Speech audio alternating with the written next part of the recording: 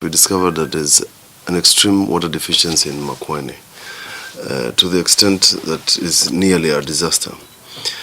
Similarly, we identified that the problem of sanitation cuts across the county. In fact, even the county headquarters is suffering from proper sanitation facilities, and therefore it has occurred to me and our team that the first thing that we must tackle decisively, and will have what you call a ripple effect, is water. Because if you have water, then you can talk about sanitation. Since a lot of people don't have water, you can talk about sanitation. A lot of Makueni residents, and particularly the majority of whom depend on agriculture. Over 75% of our residents depend on agriculture and rain-fed agriculture. So once we can figure out conservation of water and the water agenda properly, then the question of the agriculture also falls into place. I have also figured out that if you can figure out the water situation, you can figure out both agriculture and health, because the problems we are having in our hospitals today, the high consumption of antibiotics in our budgets every quarter is a result of diseases that can be prevented because of figuring out agriculture. Once you figure out agriculture, the question of industry, the question of tourism, the question of investment comes into place, and therefore the access that is key for purposes of agriculture and getting the outputs of our farmers to the market, therefore ties to their livelihood. So, but the center of that circle, right in the middle of that circle, is a lack of water in Makueni. And that is something that is very key to me. 75% of the farmers in Makueni are agriculture dependent. We are leading in production of mangoes in the country. That does not translate into improved livelihoods for the people of Makueni. So what am I saying about sustainable agriculture? When I sat with the farmers, they said, we are prepared to go to our shambas, but unless you get us the market, we are not going to go to cultivate, because the mistake we have made in the past is to start thinking about the market at the tail end. So what am I saying about sustainable agriculture? It's sustainable livelihoods. People can make money from their agriculture. We can put together many farms, and people can then use reasonable water facilities, so that you aggregate on the farming, so that you don't have 10 portions of 1 acre each, as opposed to 50 acres or acres where people can grow the same crop. I know somebody who's looking for a huge market for what we call white beans. So we're going to put together farmers so that they can do this. I know cooperatives of mangoes, cooperatives of horticulture, cooperatives of milk. All they need is the government to figure out their markets, and they will be able to do this for purposes of sustaining themselves. But even more in terms of food security, once you have people with money in their pocket, they will either not sell all the food, or if they do, they will have money to buy adequate food when we have drought like we are having. We are spending a lot of money in health. 50% of our budget is going into the health component. As at June of this year, this county spent 108 million shilling purchasing drugs. Last week, I negotiated with KEMSA to give us on credit another consignment of drugs worth 110 million shillings. That's already 200 million shillings. What does that say? It says we have a problem. We have a problem because we are spending so much money every quarter, and it doesn't appear as if we are dealing with the question of health. Health of the people of Makueni is key to everything else we are doing. Because if they are not healthy, they will not go to school, they will not go to farm, they're going to spend money that they are supposed to save to go to hospitals, and therefore these people will continue in the cycle of poverty. And therefore I'm saying that everything we are doing and everything that we are thinking about with the health department is for purposes of ensuring that the people of Makueni eat well, live well, sleep well, don't go to hospital. If they have to go to hospital, we will only do it for purposes of something that could not be prevented. I've started something very unique in the county. It's called reverse referral. As opposed to people coming out there from the rural areas to Wote for referral facilities, every week the doctors who are sitting in Wote headquarters will be going to these rural facilities to treat or even see and diagnose our patients. They have started with Mboni. This week they went to Kilome, and every other week they will be going to these facilities. I've discovered something very peculiar with our health facilities. Apparently, people come to hospital when they are coming to the market. And therefore, if we can use that opportunity where people come freely to the markets to treat them, then my own impression is that we can deal with the well-being of the people of Makueni and their health. And therefore, it is key to me. It's key to my administration, and it's key to the administration of the Republic of Kenya, because a healthy nation can only be the well-being of our country. People are spending too much money in hospitals, in funerals, etc., etc. People are saving nothing, because that saving is going for treatment and purchase of drugs. I have introduced a system which I am going to launch next week when KEMSA delivers their next consignment, that will ensure that every facility in Makueni can have a platform that can show how they are dispensing their health commodities. That is a must, because we want to know from the statistics which areas in Makueni are we having a problem with health. What is it? Is it Kilome? Is it Kaiti? What can we do to lower the cost of health? What can we do to ensure that these people's well-being is taken care of? Some of it is just repeat. So, therefore, raising concern that are we actually managing to treat our patients well? We have over 6,000 kilometers of county roads in Makueni. The access roads to Makueni are a big challenge, particularly when it rains. Makueni is blessed with our terrain, both the hills, mountains, valleys. And the people who are suffering the most are people who are coming from the hilly areas or crossing from one place to the other, or bridges. And therefore, quality infrastructure is key to our development index. Now, if you want to avoid and to improve the livelihoods in terms of agriculture, making sure that people get the agriculture to the market. I've mentioned that the weakness in our agriculture value chains is access to markets. Once we figure out the access to markets, we are fortunate enough as a county to be connected to the main artery of the Republic of Kenya, which is Mombasa Road, and which feeds both Nairobi and feeds the other part of the country, which is south. So if we can get our produce to the market, then I get the distinct impression that we are going to help improve the livelihoods of the people of Makueni. If I can get the pixie oranges, the mangoes, the avocados, the macadamia, the French beans that are being grown in various parts of Makueni to quick markets across in Kitui, across to Mombasa and Nairobi, then we will make sure that the people of Makueni can make a coin and can have money in their pocket.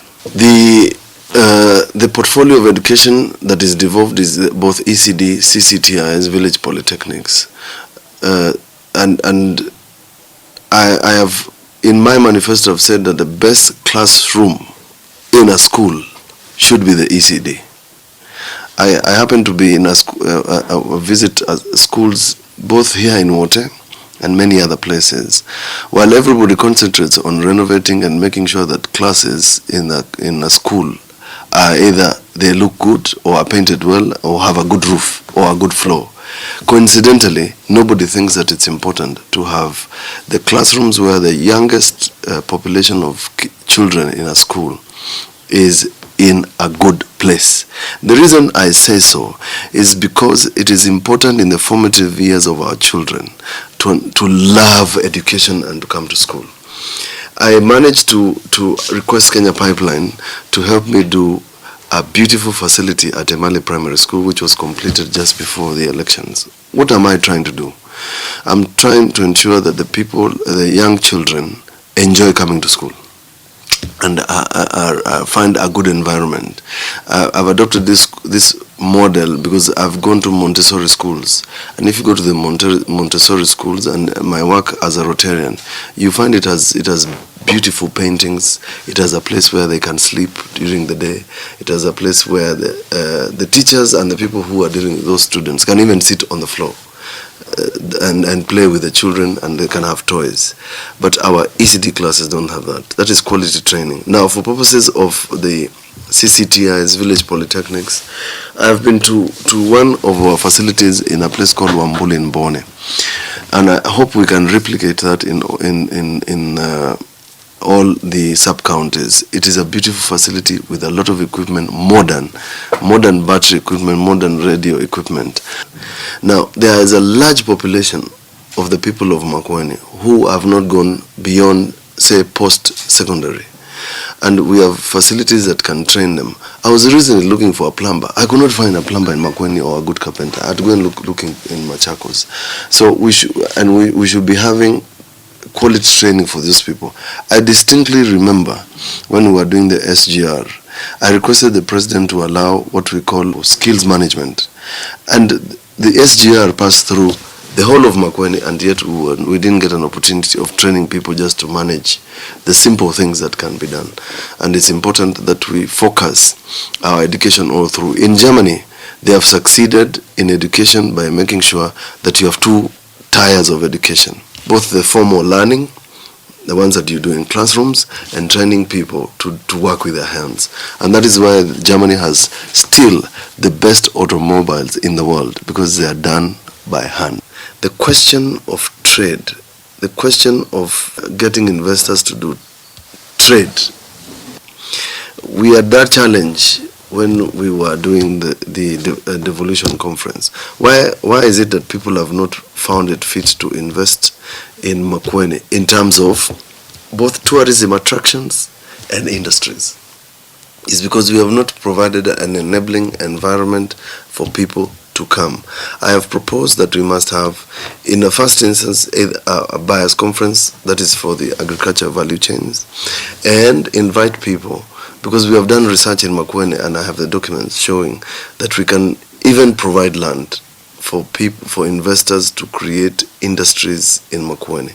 I'm happy that my predecessor managed to sign a deal for a special economic zone in Gumo. That is the answer to the unemployment in the Republic, in the county. If we can have what I call Makueni Industrial Park set up, because land is available, then slowly we'll find an opportunity for people to find employment. In the providing of employment, it's not just for Makueni residents. It's even for people from outside Makueni, because we are going to import skills. In the process of doing that, first we increase our own source revenue. 2, people can then invest in all this empty land that you can see, because you need accommodation. If you have industry, you need accommodation. If you get accommodation, people will need to shop. You will have big supermarkets. And therefore, since my view is that the centers of our economy are in the markets along Mombasa Road, along the highways, trade, industry is something key to the improvement of livelihoods, because our work as government is to provide service and an enabling environment for people to trade, do industry, and improve the livelihoods of people. The only way to then bring and attract people to invest in land is to plan it. We do not want a situation where you build a hotel, behind the hotel is a butchery, behind the butchery is an industry for cement, and below that is a big estate, and behind or on the side is a school.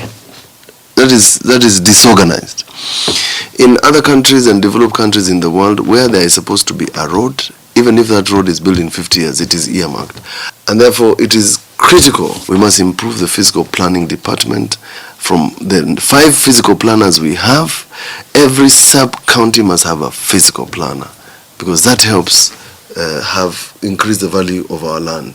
The minute we do titling, we plan our land, we map it, then the value of the land automatically increases. That gives an opportunity to the person who owns that land to trade with it, borrow with it. But even then, the people who want to lend money to our farmers, because part of the problem of this country is the unavailability of credit. We cannot give free money to people. People are prepared to get credit, but they cannot get credit when they don't have collateral. If your land is not planned, you cannot have collateral.